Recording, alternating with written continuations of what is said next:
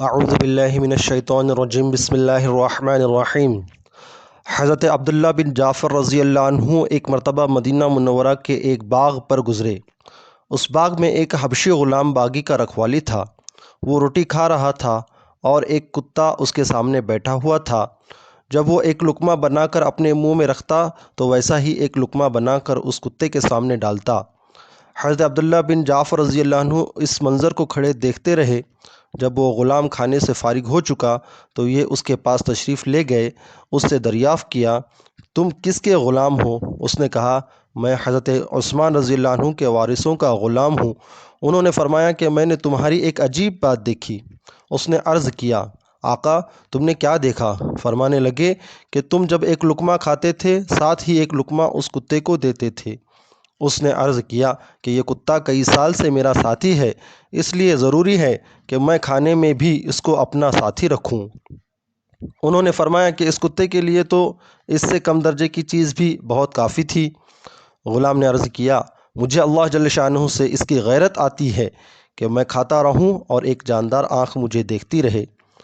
حضرت ابن جعفر رضی اللہ عنہ اس سے بات کر کے واپس تشریف لائے اور حضرت عثمان رضی اللہ عنہ کے وارثوں کے پاس تشریف لے گئے اور فرمایا کہ اپنی ایک غرض لے کر آپ لوگوں کے پاس آیا ہوں۔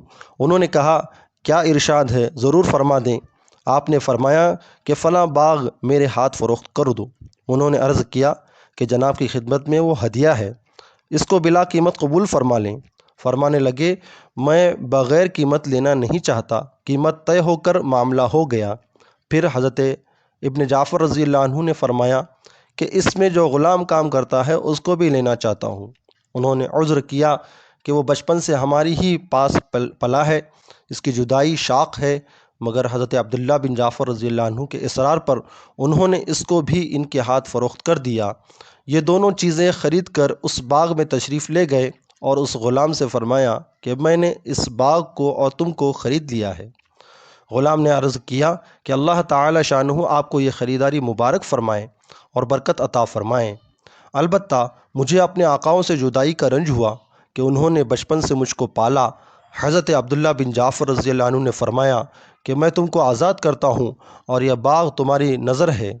اس غلام نے عرض کیا کہ پھر آپ گواہ رہیں کہ یہ باغ میں نے حضرت عثمان رضی اللہ عنہ کے وارثوں پر وقف کر دیا۔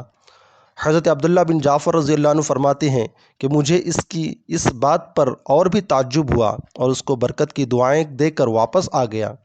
یہ تو مسلمانوں کے اسلاف کے غلاموں کے کارنامے تھے۔